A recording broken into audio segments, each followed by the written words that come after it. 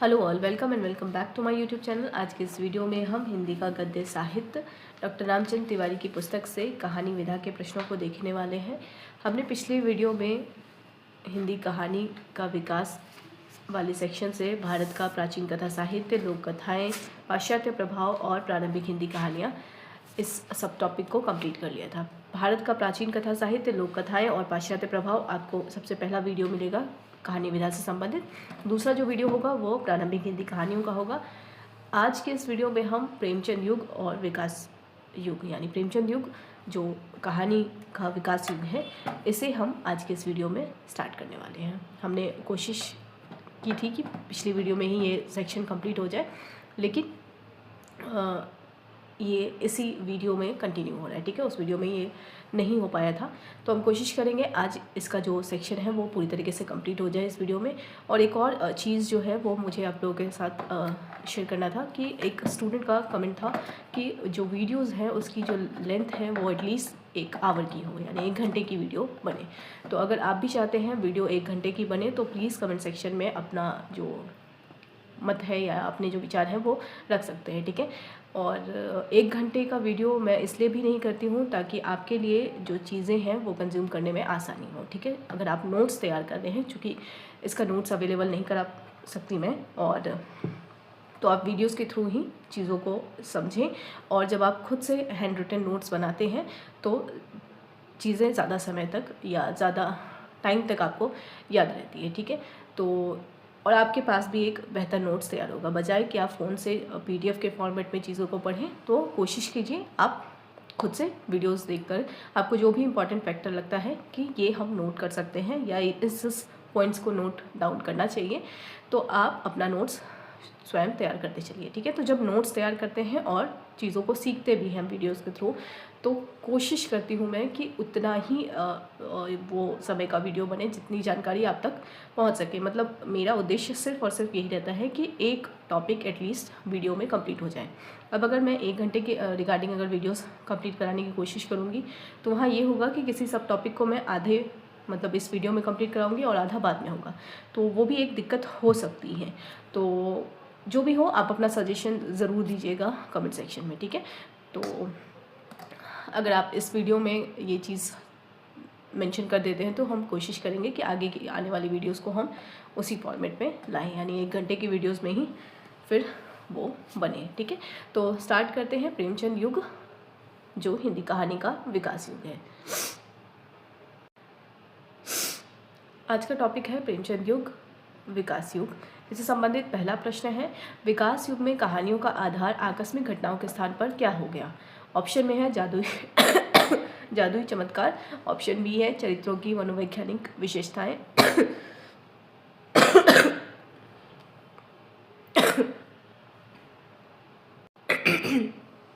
Option C है केवल ईश्वरीय न्याय, ऑप्शन डी है विदेशी यात्राओं का वर्णन।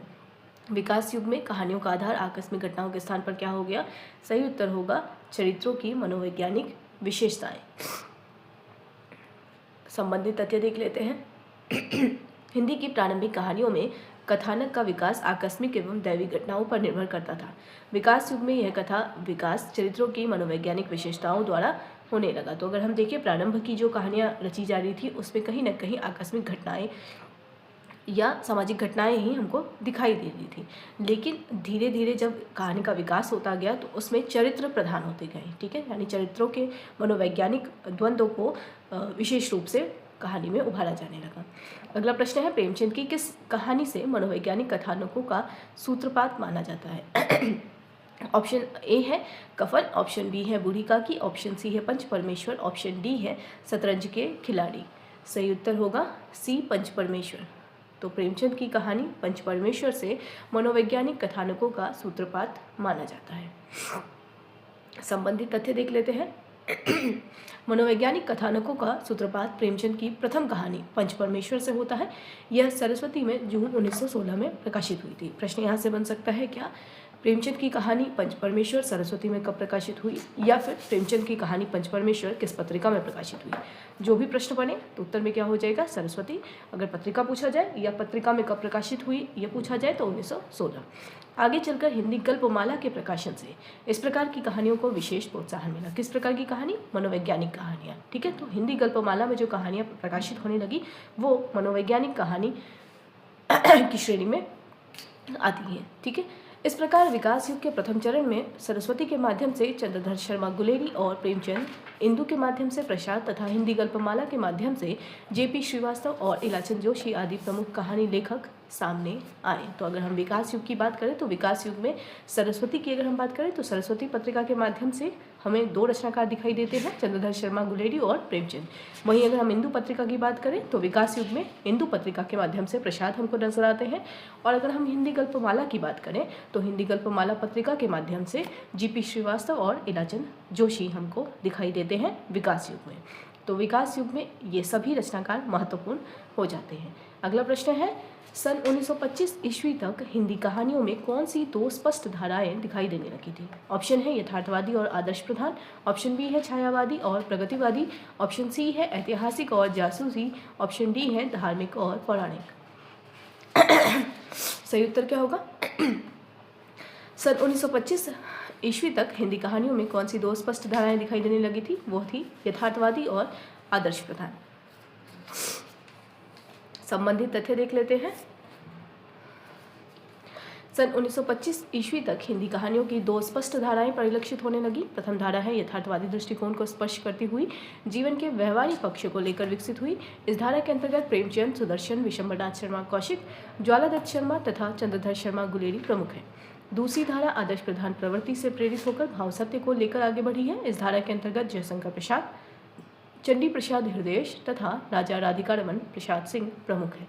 तो 2 धाराएं हैं और दोनों धाराओं में अगर हम देखें तो यथार्थवादी धारा में हमको प्रेमचंद भी दिखाई देते हैं, सुदर्शन भी दिखाई देते हैं, विशंबरनाथ शर्मा कौशिक दिखाई देते हैं, ज्वालादत्त शर्मा दिखाई देते हैं और चंद्रधर शर्मा गुलेरी दिखाई देते हैं। वहीं हम आदर्श प्रधान प्रवृत्ति की बात करें तो यहाँ पर हमको जयशंकर प्रसाद, चंडी प्रसाद हृदयेश और राजा राधिका रमन प्रसाद सिंह दिखाई देते हैं। ठीक है, तो 25 के बाद हमको हिंदी कहानी में 2 स्पष्ट धाराएं जो परिलक्षित हुई हैं वो है यथार्थवादी और दूसरी आदर्शवादी। अगला प्रश्न है, प्रेमचंद के अनुसार सबसे उत्तम कहानी वह होती है जिसका आधार डैश डैश डैश। तो प्रेमचंद के निबंधों का संग्रह अगर हम देखें तो कुछ विचार नाम से एक पुस्तक है।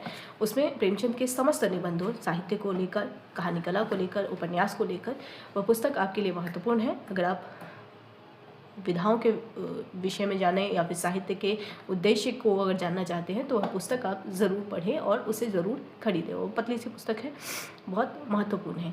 ठीक है, तो प्रेमचंद का यह जो कथन है वह उसी पुस्तक से उद्धृत है। और अगर हम इस कथन को देखें तो प्रेमचंद के अनुसार सबसे उत्तम कहानी वह होती है जिसका आधार किसी मनोवैज्ञानिक सत्य पर हो। तो यह जो कथन है वह कहानी विधा को लेकर है और प्रेमचंद के अनुसार कहानी वही उत्तम होती है जिसका आधार क्या हो? मनोवैज्ञानिक सत्य हो। इस कथन को देखते हैं और इससे संबंधित तथ्य भी देखते हैं। प्रेमचंद ने कहानी को जीवन का अंग माना है और कहा है कि सबसे उत्तम कहानी वह होती है जिसका आधार किसी मनोवैज्ञानिक सत्य पर हो। अपनी ही कहानियों से उदाहरण देते हुए आपने बताया है कि मेरी सुजान भगत, मुक्ति मार्ग, पंच परमेश्वर, शतरंज के खिलाड़ी तथा महातीर्थ। अब यहाँ प्रश्न क्या बन सकता है? महातीर्थ जो कहानी है वह किस रचनाकार की कहानी है? तो उत्तर क्या हो जाएगा? प्रेमचंद। तो प्रेमचंद की कुछ ऐसी कहानियाँ भी हैं जो आपने कभी नाम ना सुना हो, जैसे सुजान भगत का तो नाम सुना है आपने, मुक्ति मार्ग सुना होगा, पंच परमेश्वर सुना है, शतरंज के खिलाड़ी सुना है, लेकिन महातीर्थ जो है वो एक नया नाम हमको दिखाई दे रहा है। ठीक है, तो यह जो कहानी है यह आपके लिए इम्पॉर्टेंट हो जाता है और प्रेमचंद की समस्त कहानियों के विषय में आप ज़रूर जानें। ठीक है, 8 भाग में मानसरोवर जो है उसके एटलीस्ट इंडेक्स वाले सेक्शन से आप सभी कहानियों का जो नाम है वो याद रखें। ठीक है, अब इसके बाद अगर हम देखें तो इस प्रकार सामाजिक घटना के सत्य से चलकर प्रेमचंद अनुभूति और मनोविज्ञान के सत्य तक आए थे। यह होने पर भी उनके मन में आदर्श की प्रतिष्ठा की भावना बराबर बनी रही। यह मोहभंग अंततः कफन काल की कहानियों में हुआ है।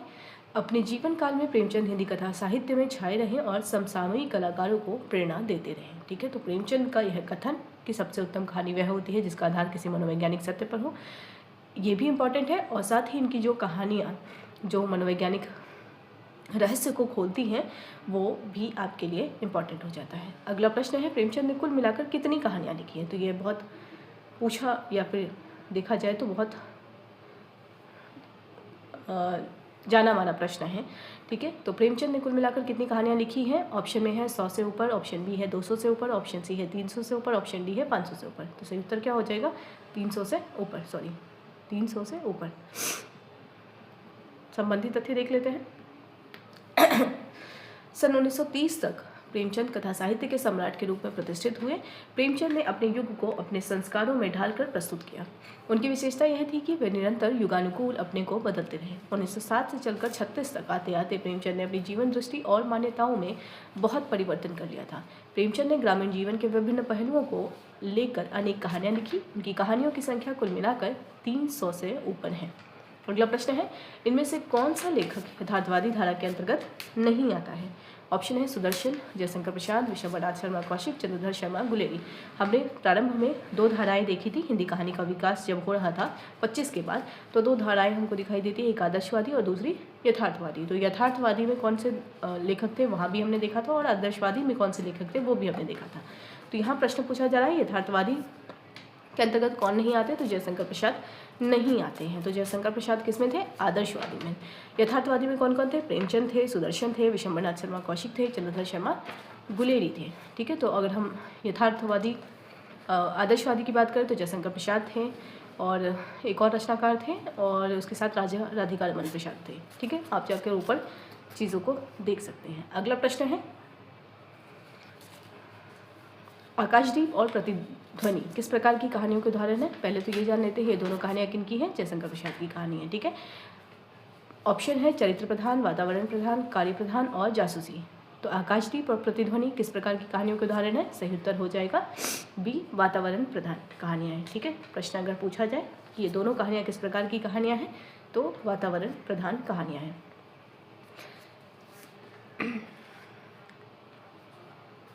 अगला प्रश्न है, चरित्र प्रधान कहानियों का सर्वश्रेष्ठ कलाकार किसे माना गया है? ऑप्शन है जयशंकर प्रसाद, चंडी प्रसाद हृदयेश, ऑप्शन सी है प्रेमचंद, ऑप्शन डी है गोपाल राम गहमरी। तो चरित्र प्रधान कहानियों के सर्वश्रेष्ठ रचनाकार कौन है? प्रेमचंद है। अगला प्रश्न है, प्रेमचंद के आदर्श की प्रतिष्ठा की भावना का मोह भंग अंततः किस काल की कहानियों में हुआ? तो कफन काल की कहानियों में हुआ है, हमने तथ्य में देखा था। अगला प्रश्न है, वातावरण प्रधान कहानियों का मुख्य उद्देश्य क्या है? ऑप्शन है केवल मनोरंजन करना, ऑप्शन बी है जीवन की किसी प्रमुख भावना के प्रेरक उपादानों द्वारा कथानक का विकास करना, ऑप्शन सी है जासूसी गुत्थियां सुलझाना, ऑप्शन डी है वैज्ञानिक आविष्कारों का वर्णन करना। तो वातावरण प्रधान कहानियों का मुख्य उद्देश्य क्या है? सही उत्तर होगा जीवन की किसी प्रमुख भावना के प्रेरक उपादानों द्वारा कथानक का विकास करना। अगला प्रश्न है, जासूसी कहानियों के लिए कौन से लेखक प्रसिद्ध हैं? अब ये प्रश्न आपके सामने आ रहे हैं, वो हम तथ्य के रूप में जानेंगे कि वो किस सेक्शन से ये प्रश्न आ रहे हैं। ये प्रेमचंद युग के ही, लेकिन प्रेमचंद युग में भी सब टॉपिक नहीं दिया गया है, बस उसे बोल्ड में लिख दिया गया है। उसे मैंने तथ्य में आपके सामने रखा है। वो पहले हम प्रश्नों को देख लेते हैं, उसके बाद फिर हम तथ्य के माध्यम से चीज़ों को जानेंगे, ठीक है। तो जो प्रश्न है वो है जासूसी कहानियों के लिए कौन से लेखक प्रसिद्ध थे? ऑप्शन है दुर्गा प्रसाद खत्री, ऑप्शन बी है गोपाल राम गहमरी, ऑप्शन सी है मथुरा प्रसाद खत्री, ऑप्शन डी है ज्वाला दत्त शर्मा। सही उत्तर होगा गोपाल राम गहमरी। अगला प्रश्न है, बूढ़ी काकी और बड़े घर की बेटी प्रेमचंद की किस कोटि की कहानियां हैं? ऑप्शन है वातावरण प्रधान, कथानक प्रधान, चरित्र प्रधान और वैज्ञानिक। सही उत्तर क्या होगा?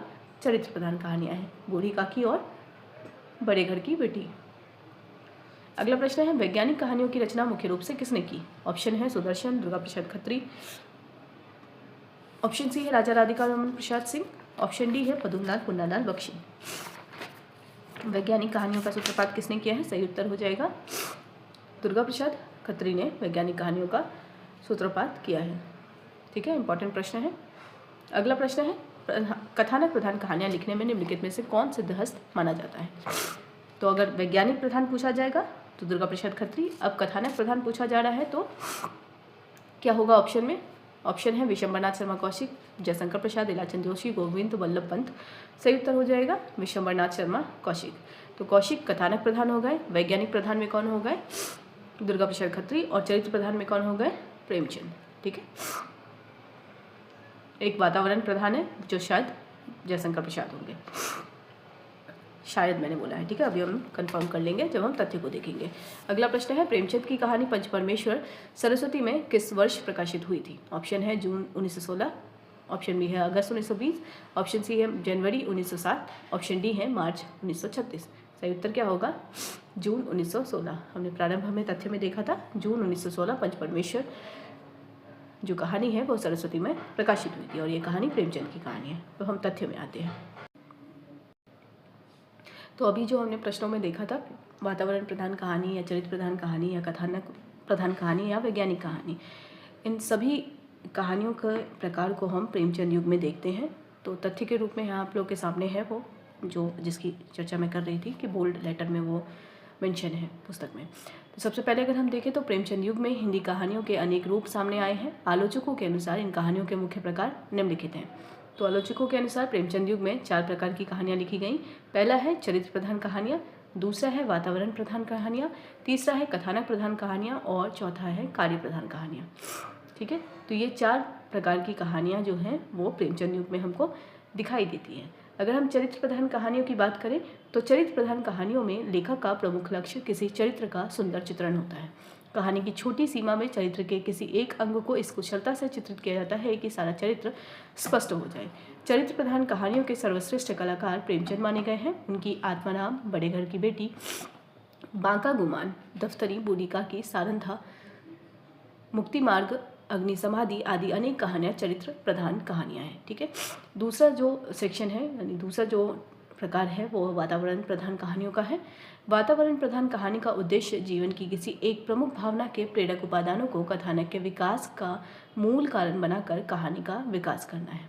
ठीक है, अगर हम बात करें तो इन सभी प्रकार की जो कहानियां हैं इनसे संबंधित प्रश्नों को हमने ऊपर देख लिया है। अभी हम सिर्फ तथ्य रूप में इन सब चीज़ों को देख रहे हैं। तो आपको कुछ कुछ चीज़ें रिपीटेड लगेंगी क्योंकि हमने उसको प्रश्न में देख लिया है। वातावरण प्रधान कहानी का उद्देश्य क्या होता है? जीवन के किसी एक प्रमुख भावना के प्रेरक उपादानों को कथानक के विकास का मूल कारण बनाकर कहानी का विकास करना। लेखक इन उपादानों को इतनी बारीकी से उपस्थित करता है कि वे सजीव होकर भावना को संवेदित करने लगते हैं। हिंदी में वातावरण प्रधान कहानी लेखकों में प्रसाद, जिनका समय 1989 से 1937 है, सुदर्शन, जिनका समय 1896 से 1967 है, तथा गोविंद वल्लभ पंत, जिनका समय 1898 से 1996 है। ये सभी प्रमुख हैं वातावरण प्रधान कहानी लिखने में। चंडी प्रसाद हृदय, इनका समय 1898 से 1936 है, और राजा राधिका रमन प्रसाद सिंह, इनका समय 1890 से 1971 है। इन्होंने भी अनेक वातावरण प्रधान कहानियाँ लिखी हैं। प्रसाद की आकाशडी, प्रतिध्वनि, बिसाती, स्वर्ग के खंडर में, हिमालय का पथिक, समुद्र संतरण आदि उच्च कोटि की वातावरण प्रधान कहानियाँ मानी गई हैं। तो प्रसाद की जो कहानियाँ हैं वो भी आप ध्यान रखेंगे कि इनकी जो श्रेणी है वो क्या है, वो किस प्रकार के हैं, वातावरण प्रधान कहानियाँ। वहीं आप प्रेमचंद की जो कहानियाँ हैं वो भी आप याद रखेंगे, वो क्या थी, चरित्र प्रधान कहानियाँ थी। ठीक है, एक और चीज़ जो आप याद रखेंगे, प्रसाद की कहानियाँ कौन सी है और प्रेमचंद की कहानी कौन सी है। ठीक है, दोनों में अंतर ज़रूर देखेंगे। अगला जो प्रकार है वो है कथानक प्रधान कहानियाँ। इसकी अगर हम बात करें तो कथानक प्रधान कहानियों में चरित्रों और परिस्थितियों के संबंध पर अधिक बल देते हैं। विशंबरनाथ शर्मा कौशिक, जिनका समय 1891 से 1945 है, ज्वालादत्त शर्मा तथा पुदुमलाल पुन्नालाल बख्शी कथानक प्रधान कहानियाँ लिखने में सिद्धहस्त माने गए हैं। तो 3 प्रकार हमने देख लिया। चौथा प्रकार है कार्य प्रधान कहानियाँ। कार्य प्रधान कहानियों में लेखक की दृष्टि कार्य पर ही आदि से अंत तक लगी रहती है। गोपाल राम गहमरी की जासूसी कहानियाँ तथा दुर्गा प्रसाद खत्री की वैज्ञानिक कहानियाँ इसी कोटि की हैं। मथुरा प्रसाद खत्री की शिखंडी कहानी भी कार्य प्रधान कहानी मानी गई है। अब प्रश्न क्या बन सकता है, जो शिखंडी कहानी है ये किस रचनाकार की है, तो मथुरा प्रसाद खत्री की है, और ये किस प्रकार की है, तो कार्य प्रधान कहानी है। ठीक है, कार्य प्रधान कहानियों में कौन कौन से शामिल हैं, तो इसमें गोपाल राम गहमरी हैं और दुर्गा प्रसाद खत्री हैं और मथुरा प्रसाद खत्री भी हैं। ठीक है, तो ये तीनों जो हैं वो कार्य प्रधान कहानियाँ हैं। और अगर हम बात करें वैज्ञानिक कहानियों के रचनाकार कौन है, दुर्गा प्रसाद खत्री, हमने प्रश्न में देखा था। अगला तथ्य है उपर्युक्त कहानियों के अतिरिक्त जीपी श्रीवास्तव, अन्नपूर्णानंद, बेढ़व बनारसी, उपेंद्रनाथ अश्क, कांतानाथ पांडे, चोंच की हास्य एवं व्यंग प्रधान कहानियाँ, वृंदावन लाल वर्मा, चतुर्सेन शास्त्री और प्रसाद की ऐतिहासिक कहानियाँ, पांडे बेचन शर्मा उग्र की प्रकृतवादी कहानियाँ तथा राय कृष्ण दास की प्रतीकवादी कहानियाँ भी ऐतिहासिक महत्व रखती हैं। अब हमारे लिए इम्पोर्टेंट क्या हो जाती हैं, जो बेचन शर्मा उग्र की जो कहानियाँ हैं वो क्या है, प्रकृतवादी कहानियाँ हैं। राय कृष्ण दास की जो कहानी है वो प्रतीकवादी कहानियाँ हैं। वहीं अगर हम जीपी श्रीवास्तव, अन्नपूर्णानंद, बेढ़व बनारसी, उपेंद्र नाथ अश्क, कांतानाथ पांडे चोंच की कहानियों की अगर हम बात करें तो ये व्यंग प्रधान कहानियाँ हैं। वृंदावन लाल वर्मा, चतुरसेन शास्त्री या प्रसाद की बात करें तो ये ऐतिहासिक कहानियाँ। तो कहानियों की प्रवृत्ति भी अलग अलग रचनाकारों की अलग अलग है। प्रेमचंद युग या विकास युग की कहानियों को लेकर किया गया उपयुक्त वर्गीकरण आज अधिक वैज्ञानिक नहीं माना जा रहा है। यानी जो 4 वर्गीकरण किए गए हैं प्रेमचंद युग में, यानी चरित्र प्रधान, वातावरण प्रधान, कहानियाँ, कथानक प्रधान और कार्य प्रधान, ये 4 जो वर्गीकरण किया गया है यह आज के वर्तमान समय में ये तर्कसंगत या विज्ञान संगत नहीं है, तो इन्हें वैज्ञानिक नहीं माना जा रहा है। आज कहानी को अनुभूति की एक इकाई के रूप में देखने की बात कही जा रही है। वस्तुतः मूल्यांकन की दृष्टि से युग सापेक्ष होती है। प्रेमचंद युग के आलोच्य से आज के मूल्यों और मानों की आशा करना उसके साथ अन्याय करना है। अनुभूति की एक इकाई तो हर कला सृष्टि होती है। वाल्मीकि ऋषि के रामायण में भी अनुभूति की एक इकाई बीज रूप में सन्निहित है। अनुभूति की एक इकाई तो नवगीत और नई कविता भी है। इस संबंध में यह भी स्मरण रखना होगा कि कथा तत्वों की संश्लिष्टता का जो रूप आज जीवन की संश्लिष्ट वास्तविकता के समानांतर लक्षित हो रहा है वह आज से 50 वर्ष पूर्व नहीं था। वर्गीकरण आलोचना नहीं है, केवल वैशिष्ट निदर्शन का प्रयत्न है। तत्वों की प्रधानता के आधार पर वर्गीकरण करने वाले आलोचकों ने यह कभी नहीं कहा कि कहानी बस इतनी ही है। उस समय भी अनेक कलात्मक कहानियां ऐसी थीं जो किसी भी वर्ग में नहीं रखी गई। प्रेमचंद युगीन कहानी की विशेषताओं को समझने में यह वर्गीकरण कुछ दूर तक हमारी सहायता निश्चित रूप से करता है। तो रामचंद्र तिवारी जी यह स्पष्ट करते हैं कि ना ही हम सभी कहानियों में ये कह सकते हैं कि उनका वर्गीकरण अनुभूति के आधार पर होना चाहिए, ना ही हम इस जो वर्गीकरण को है उसको नकार सकते हैं, क्योंकि जो ये वर्गीकरण है वो किसी न किसी रूप में हमको कहानी के विकास को समझने में मददगार है। और साथ ही अगर हम देखें तो कुछ ऐसी कहानियाँ भी हैं जिनको किसी भी श्रेणी में नहीं रखा गया। तो इस दृष्टि से अगर हम देखें तो यह तर्कसंगत भी नहीं है, लेकिन हम इस वर्गीकरण को नकार भी नहीं सकते। ठीक है, तो ये एक महत्वपूर्ण चीज़ हमको दिखाई देती है। अगला प्रश्न है जो है वो प्रेमचंद युग के विकास से ही है। जब सेक्शन बदलेगा तो आपको वो सब टॉपिक वहाँ मेंशन कर दिया जाएगा। तो ये प्रश्न भी प्रेमचंद युग और विकास युग से ही है। पहला प्रश्न है कहानी की प्रमुख कितनी शैलियाँ प्रचलित हुई हैं। ऑप्शन में है 3, 4, 5, 7। सही उत्तर होगा कहानी की 5 शैलियाँ प्रचलित हुई हैं। अब ये 5 शैलियाँ कौन कौन सी हैं हम देखते हैं।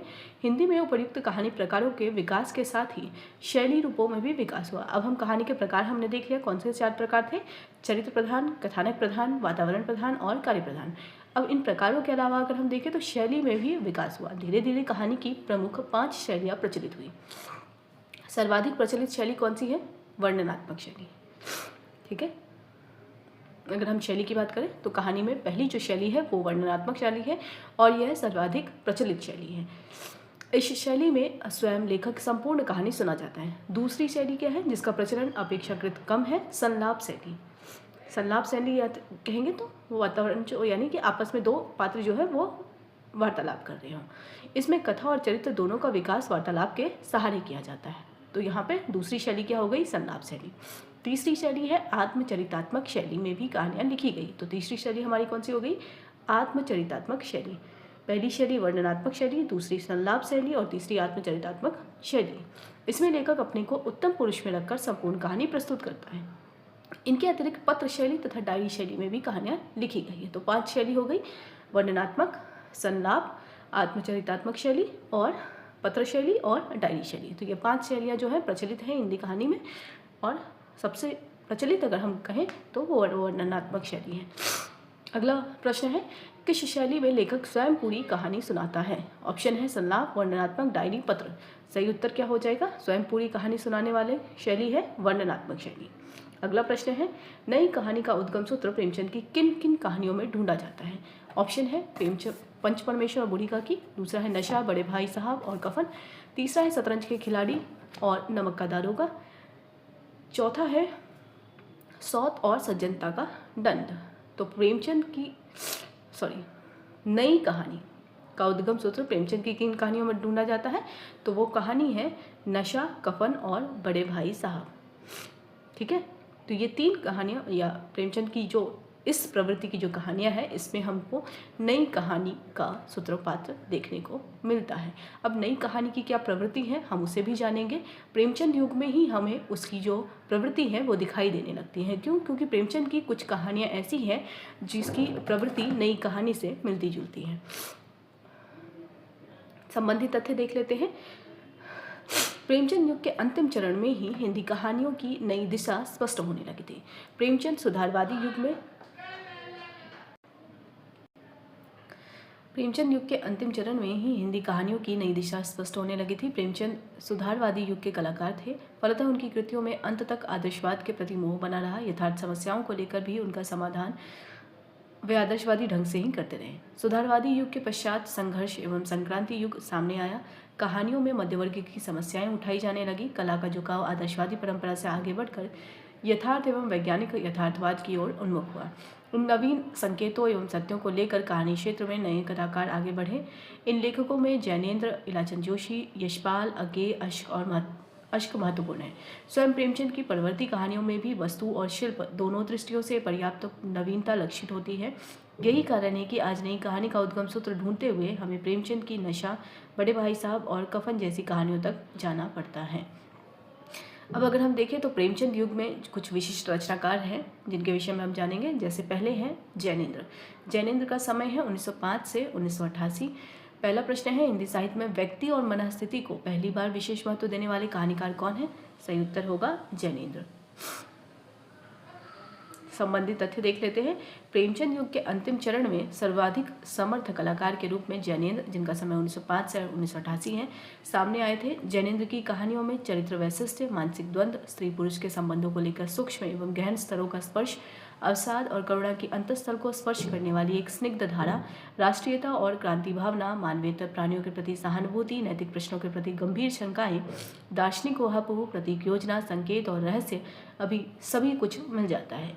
जैनेन्द्र की कहानियों के माध्यम से पहली बार हिंदी साहित्य में व्यक्ति को महत्व मिला। इस दृष्टि से आज भी आपका महत्व अक्षुण्ण है। जैनेन्द्र जी बाह्य जीवन यथार्थ को महत्व नहीं देते। वह मनःस्थिति में ही परिस्थिति को भी संश्लिष्ट मानते हैं। वे कहते हैं, परिस्थिति मेरे लिए कोई मनःस्थिति से स्वतंत्र अस्तित्व रखने वाली चीज़ नहीं है। उस दृष्टि से परिस्थिति की बात करूं तो मेरे जीवन का कच्चा चिट्ठा ही खुल निकलेगा। उसे खोलना मुझे मंजूर नहीं, ना खुले इसलिए तो कथा, कहानी और उपन्यास है। तो जैनेन्द्र का यह कथन जो मनःस्थिति और परिस्थिति को लेकर है वो यह महत्वपूर्ण हो जाता है। ठीक है, तो यह कथन आप ध्यान रखेंगे कि यह कथन जैनेन्द्र का है। ठीक है, एक बार पुनः हम देख लेते हैं कथन को। परिस्थिति मेरे लिए कोई मनःस्थिति से स्वतंत्र अस्तित्व रखने वाली चीज़ नहीं है। उस दृष्टि से परिस्थिति की बात करूं तो मेरे जीवन का कच्चा चिट्ठा ही खुल निकलेगा। उसे खोलना मुझे मंजूर नहीं, ना खुले इसलिए तो कथा, कहानी और उपन्यास है। अगला प्रश्न है, जैनेन्द्र की प्रसिद्ध कहानी खेल किस पत्रिका में प्रकाशित हुई थी? ऑप्शन है सरस्वती, विशाल भारत, इंदु, चांद। सही उत्तर क्या होगा? जैनेन्द्र की कहानी खेल विशाल भारत में प्रकाशित हुई थी। संबंधित तथ्य देख लेते हैं। जैनेन्द्र की कहानी खेल 1928 प्रकाशन वर्ष है, विशाल भारत में प्रकाशित हुई थी। तो प्रश्न अगर पूछा जाए विशाल भारत में जैनेन्द्र की कहानी खेल कब प्रकाशित हुई थी, उत्तर क्या होगा? 1928। इनकी कुछ रचनाएं हैं, जैसे कहानी संग्रह की अगर हम बात करें तो खेल है 1928, फांसी 1929, वातायन 1930, नीलम देश की राजकन्या 1933, एक रात 1934, दो चिड़ियाँ 1935, पाजेब 1942, जयसंधि 1949। तो जैनेन्द्र एक महत्वपूर्ण रचनाकार या कथाकार कह सकते हैं आपके लिए है। और जब आप यूजीसी नेट का पेपर देते हैं तो वहाँ पे आपको क्रमवार लगाने के लिए प्रश्नों को पूछा जाता है। तो वहाँ पे कहानी संग्रह भी होते हैं, निबंध संग्रह भी होते हैं। तो ऐसे में जैनेन्द्र के ये कहानी संग्रह आपके लिए महत्वपूर्ण होते हैं। कई बार इन प्रश्नों को यानी इन कहानी संग्रहों को क्रमवार व्यवस्थित करने के लिए पूछा जाता है। ठीक है, तो आपको प्रकाशन वर्ष भी याद रखना है, साथ ही अगर आप सिर्फ कहानी संग्रह के थ्रू याद करना चाहते हैं तो उसको भी आप याद कर सकते हैं। तो जैनेन्द्र की ये कहानी संग्रह इस दृष्टि से महत्वपूर्ण है। ये सभी कहानी संग्रह आपके प्रसिद्ध कथा संग्रह हैं। अब इनकी समस्त कहानियाँ जैनेन्द्र की कहानियाँ शीर्षक से 10 भागों में प्रकाशित हुई हैं। तो अगर प्रश्न पूछा जाए जैनेन्द्र की कहानियाँ कितने शीर्षक से प्रकाशित हुई हैं, तो 10 भागों में यह प्रकाशित हुई है। जैसे मानसरोवर 8 भागों में है, उसी तरीके से जैनेन्द्र की कहानियाँ ये जो शीर्षक है यह 10 भाग में हमको दिखाई देता है। ठीक है, अगले रचनाकार हैं यशपाल। यशपाल का समय है 1903 से 1976। तो यशपाल भी महत्वपूर्ण कथाकार हैं प्रेमचंद युग के। पहला प्रश्न है, सामाजिक यथार्थ को मार्क्सवादी दृष्टिकोण से प्रस्तुत करने वाले प्रमुख कथाकार, यहाँ कलाकार हो गया, कथाकार कौन है? तो इसका सही उत्तर क्या होगा? यशपाल। संबंधित तथ्य देख लेते हैं। यशपाल, समय है इनका 1903 से 1976। मुख्यतः सामाजिक यथार्थ को मार्क्सवादी दृष्टिकोण से प्रस्तुत करने वाले कलाकार ही हैं, कलाकार माने जाते हैं। इस दृष्टि से उनका अनुभूति विस्तार एक सैद्धांतिक सीमा स्वीकार करके कला में प्रतिफलित हुआ है। उनकी श्रेष्ठ कहानियों में भी यह दुर्बलता लक्षित होती है, किंतु इसके बावजूद नारी के प्रति सहानुभूति, नई नैतिक मान्यताओं की प्रतिष्ठा, शोषण वृत्ति के प्रति आक्रोश, रूढ़ियों के प्रति विद्रोह, यथार्थ की स्वीकृति, हीनों, उपेक्षितों और सहायों के प्रति सहानुभूति, नए संदर्भों की प्रतिष्ठा और व्यंग्य शैली के प्रयोग की दृष्टि से यशपाल अन्यतम माने जाएंगे। वे निरंतर विश्वास के साथ लिखते रहे हैं और नई कहानियों के साथ साथ उनकी कहानियों को भी प्रबुद्ध संपादक निसंकोच स्थान देते रहे हैं। अगला प्रश्न है, पिंजरे की उड़ान और फूलों का कुर्ता किसके प्रसिद्ध कहानी संग्रह है? तो उत्तर क्या होगा? यशपाल। फूलों का कुर्ता, यह कहानी आप जरूर पढ़िएगा। ठीक है, तो यशपाल जो है ये इनके रचनाकार हैं।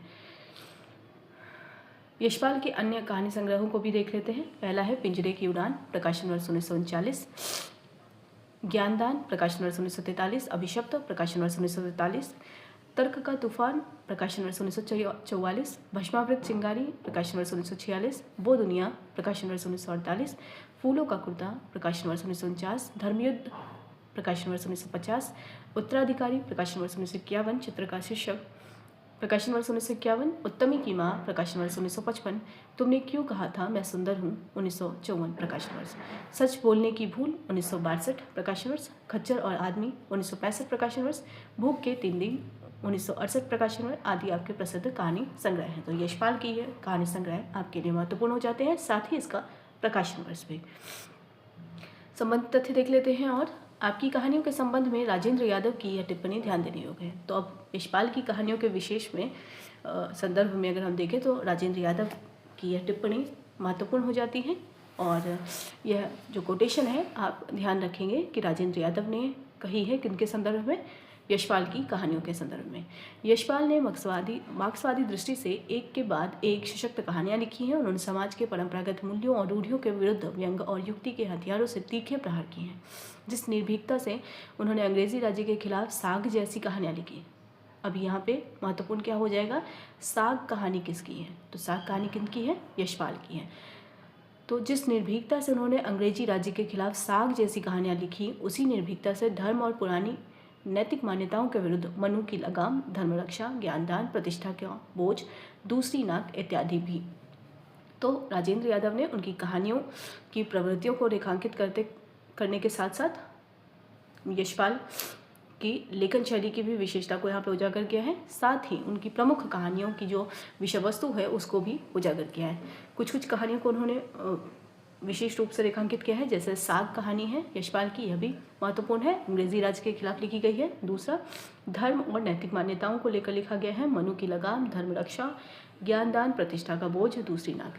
तो ये सभी कहानी यशपाल की कहानी है। ठीक है, तो कहानी जो है यशपाल की ये भी आपको याद रखना है। साथ ही आपको यह कोटेशन भी याद रखना है कि यह कोटेशन राजेंद्र यादव ने कही है यशपाल की कहानियों के संदर्भ में। अगले रचनाकार हैं प्रेमचंद युग के इलाचंद जोशी, जिनका समय 1902 से 1982 है। पहला प्रश्न है, हिंदी कहानी में मनोविश्लेषण की विशिष्ट धारा का प्रवर्तक किसे माना जाता है?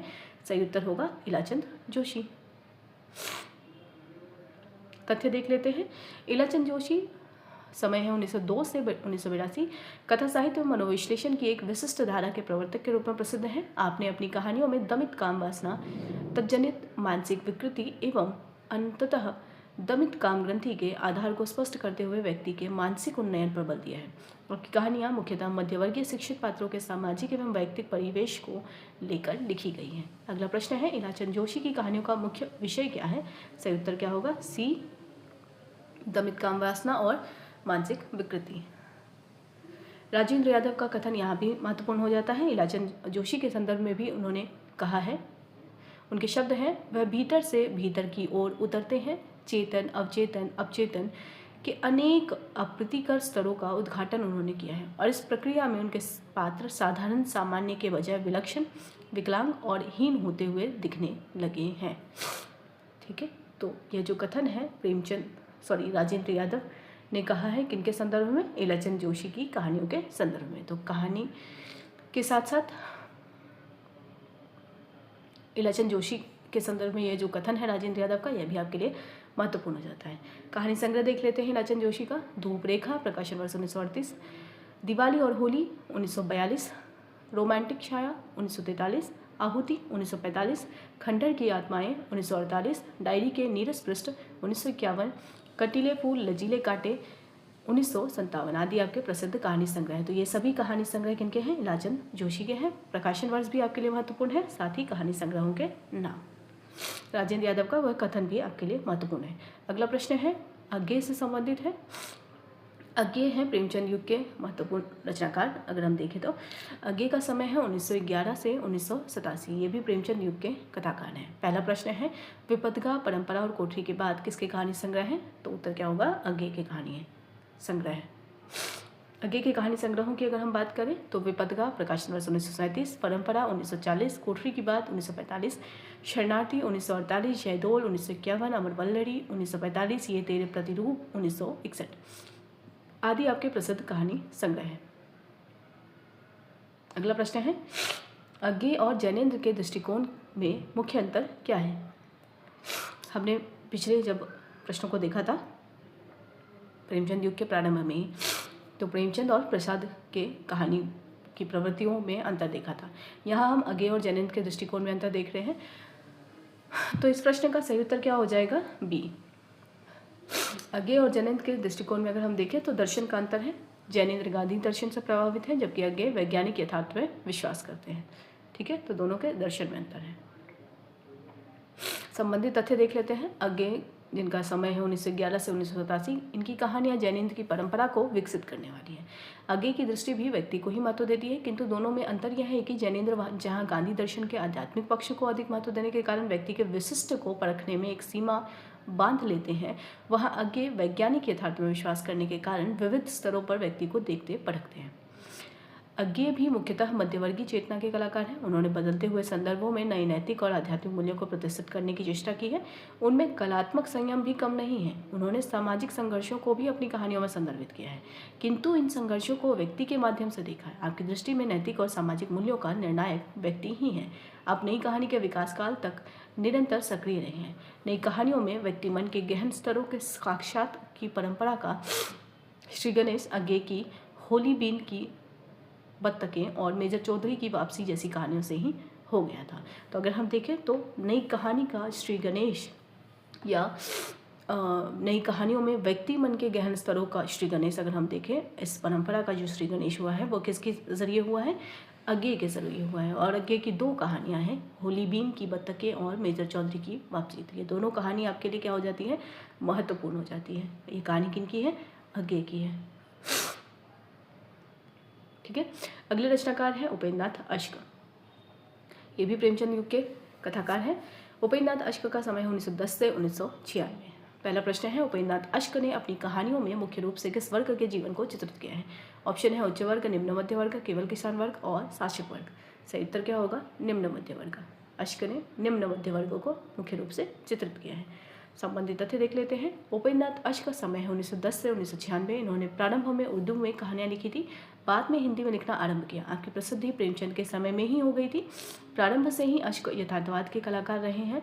उन्होंने निम्न मध्य वर्ग के जीवन को अपना कथा विषय बनाया है और उसके हर पहलू को पूरी सहानुभूति के साथ देखा है। आपके जीवन का आरंभ और विकास बहुत कुछ लाहौर में ही हुआ है, इसलिए वहाँ के जीवन को चित्रित करने में आपको बराबर रस मिलता रहा है। अपनी कहानी संबंधी दृष्टिकोण को स्पष्ट करते हुए आपने कहा है, अपने शुरू के जीवन से मैंने प्रेमचंद को पढ़ा। ठीक है, तो यहाँ पे आपके लिए इम्पोर्टेंट क्या है? अश्क का यह कथन। ठीक है, अश्क का यह कथन इम्पोर्टेंट क्यों है? जब ये लिख रहे हैं तो उन्होंने कहा है कि अपने शुरू के जीवन में, अश्क कह रहे हैं कि मैंने प्रेमचंद को पढ़ा है, इनसे प्रभाव ग्रहण किया है। प्रसाद को मैंने तब पढ़ा जब प्रेमचंद का प्रभाव कहीं गहरे बैठ गया था। इसलिए जब बाद में मैंने काल्पनिक कहानियाँ भी लिखी, 1931 से 36 तक लिखी, तो उनमें भी कहीं ना किसी पात्र अथवा स्थिति में जिंदगी का कोई ना कोई स्पर्श अवश्य रहा। फिर जब जिंदगी के संघर्ष ने आदर्श और कल्पना का पर्दा उठा दिया तो जिंदगी और उसकी यथार्थता रह गई। आदर्श एकदम गायब हो गया। ऐसी बात नहीं है, वह कहीं गहरे में चला गया। अश्क का व्यक्तित्व बहुरंगी है, इसलिए उनकी कला चेतना भी बहुपक्षीय है। वे जिंदगी के अनेक पक्षों को व्यक्त करते हुए भी प्रगतिशील जीवन धारा के समर्थक रहे हैं। तो आज का यह जो कथन है यह आपके लिए महत्वपूर्ण हो जाता है कि उन्होंने प्रेमचंद को भी पढ़ा और प्रसाद को भी पढ़ा है। अगला प्रश्न है, डाची और पिंजरा उपेंद्रनाथ अश्क की प्रसिद्ध कहानियाँ किस कालखंड के बीच लिखी गई थी? इसका सही उत्तर होगा 31 से 36 के बीच में लिखी गई है। कौन सी? डाची और पिंजरा। संबंधित तथ्य देख लेते हैं। आपकी कई प्रसिद्ध कहानियाँ हैं। इनकी प्रसिद्ध कहानियाँ कौन कौन सी है अश्क की? अंकुर है, नासूर है, डाची है, पिंजरा है, गोखरू है। ये सभी कहानियाँ 33 से 36 के बीच में लिखी गई थी। कहानी संग्रहों की बात करें तो पिंजरा 1944 प्रकाशन वर्ष, अंकुर 1945 प्रकाशन वर्ष, निशानियाँ 1947 प्रकाशन वर्ष, दो धारा 1949 प्रकाशन वर्ष, छींटे 1949 प्रकाशन वर्ष, काले साहब 1950 प्रकाशन वर्ष, जुदाई की शाम का गीत 1951 प्रकाशन वर्ष, बैगन का पौधा 1954 प्रकाशन वर्ष, कहानी लेखिका एवं जेहलम के साथ पुल 1957 प्रकाशन वर्ष, पलंग 1961 प्रकाशन वर्ष, आकाशचारी 1966 प्रकाशन वर्ष, उबाल और अन्य कहानियाँ 1968 प्रकाशन वर्ष आदि कई कहानी संग्रह प्रकाशित हैं। तो ये सभी कहानी संग्रह अश्क के कहानी संग्रह हैं। अगला प्रश्न है, व्यंग गर्भित कलात्मक नाट्य प्रभाव वाली कहानियों के लिए कौन प्रसिद्ध है? सही उत्तर कौन होगा? भगवती चरण वर्मा। तथ्य देख लेते हैं। प्रेमचंद युग के अंतिम चरण में कहानी के क्षेत्र में आने वाले और प्रेमचंद के बाद अपना प्रभाव विस्तार करने वाले लेखकों में सर्वश्री भगवती प्रसाद वाजपेयी, भगवती चरण वर्मा, अमृतलाल नागर, विष्णु प्रभाकर, द्विजेंद्रनाथ मिश्र, निर्गुण आदि उल्लेखनीय है। तो ऐसा नहीं है कि सिर्फ अश्क, जैनेन्द्र, अज्ञे, इलाचंद जोशी ही इस युग में महत्वपूर्ण रचनाकार रहे हैं, बाकी रचनाकार भी रहे हैं, लेकिन पुस्तक में इन्हीं रचनाकारों के विशेष कहानी संग्रहों को उल्लेखित किया गया है। ठीक है। श्री भगवती प्रसाद वाजपेयी की अगर हम बात करें तो भगवती प्रसाद वाजपेयी भावपूर्ण मनोवैज्ञानिक कहानियों के लिए, श्री भगवती बाबू यानी भगवती चरण वर्मा की बात करें तो व्यंग गर्भित कलात्मक चुस्त और नाटकीय प्रभाव डालने वाली कहानियों के लिए, अमृतलाल नागर की अगर हम बात करें तो ये मानवीय संवेदना से सिक्त कहानियों, सौदेश्य कहानियों के लिए, और विष्णु प्रभाकर अपनी मानवीय मूल्यों से संबंध संवेदनशील कहानियों के लिए, द्विजेंद्रनाथ मिश्र निर्गुण सामाजिक जीवन के बीच से सहज भाव से उठाई गई यथार्थ समस्याओं के लिए प्रसिद्ध हैं। ये सभी लेखक प्रेमचंद युग के बाद से 20वीं सदी के अंतिम चरण तक प्रवाहित होने वाली जीवनधारा के साक्षी रहे हैं। अगला प्रश्न है, निम्नलिखित में से कौन सी महिला लेखिका प्रेमचंद युग के अंतिम चरण से जुड़ी हैं? सही उत्तर होगा शिवरानी देवी। ठीक है, तो इस युग की महिला रचनाकार शिवरानी देवी के साथ साथ अन्य भी हैं, वो भी देख लेते हैं। इस युग की महिला लेखिकाओं में शिवरानी देवी, जिनका समय 1889 से 1976 है, उषा देवी मित्रा से 1897 से 1966 है, होमवती देवी 1902 से 1951 है, सत्यवती मलिक 1905 से 1989 है, कमला चौधरी 1908 से 1970 है, और चंद्रकिरण सोनरिक्सा 1919 से 2009। ये सभी प्रेमचंद युग में महिला लेखिकाएं हैं जो विशेष रूप से उल्लेखनीय हैं। इन लेखिकाओं ने अपनी निजी विशेषताओं के साथ घरेलू जीवन की बहुरंगी झांकियां प्रस्तुत की हैं। तो यहाँ तक था प्रेमचंद युग हमारा समाप्त हो चुका है। अगला जो टॉपिक है हमारा वो प्रेमचंदोत्तर कहानी का है। प्रेमचंदोत्तर कहानी के बाद हम पढ़ेंगे समकालीन कहानीकार और उसके बाद फिर महिला कहानीकार। तो समकालीन कहानीकार में कई रचनाकार हैं जिनको हमें पढ़ना है, तो ज़्यादा टाइम उसी में लगेगा। प्रेमचंदोत्तर कहानी हमारा नेक्स्ट सेक्शन में कंप्लीट हो जाएगा।